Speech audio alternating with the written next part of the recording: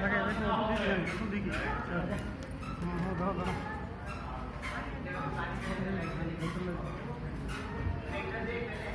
चालू करो, भीतर गई अंधारा में गई देख। गांव का है। अंधेरी युद्ध के बाद महाराणा प्रताप अपनी प्रतिज्ञा का पालन करने के लिए वनवासी जीवन व्यतीत करने लगे। उनके पास पर्याप्त संपत्ति नहीं थी, तो उनके वित्त मंत्री भामाशाह ने अपनी सारी सुख सुविधा को छोड़कर अपने राजा को स्वयं का धन 25 लाख रुपए व राजकोष में 20,000 अशर्फियां देश के लिए अर्पित की, जिससे महाराणा प्रताप ने 12 वर्षों तक अपनी सेना को संगठित किया, सैन्य शक्ति को बढ़ाया और मेवाड़ मातृभूमि को आजाद करवाया।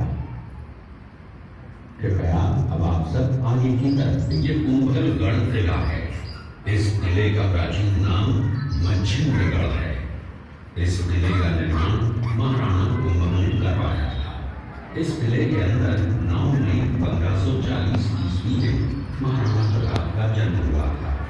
इस किले की ऊंचाई समुद्र तल से 3568 फीट की है। इस किले की दीवार 36 किलोमीटर तक फैली हुई है। इस दीवार का नाम ग्रेट वॉल ऑफ चाइना के बाद द्वितीय पायदान पर दर्ज है।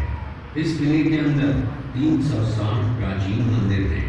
उन मंदिरों में से जग प्रसिद्ध महादेव का मंदिर सबसे प्राचीन है। कुंभलगढ़ किला यहाँ से 65 किलोमीटर की दूरी पर है। कृपया अब आप सब पीछे की तरफ देखिए। ये दृश्य मेवाड़ की प्राचीन राजधानी चित्तौड़गढ़ का है। इसी किले के अंदर महाराणा प्रताप का बचपन बीता था।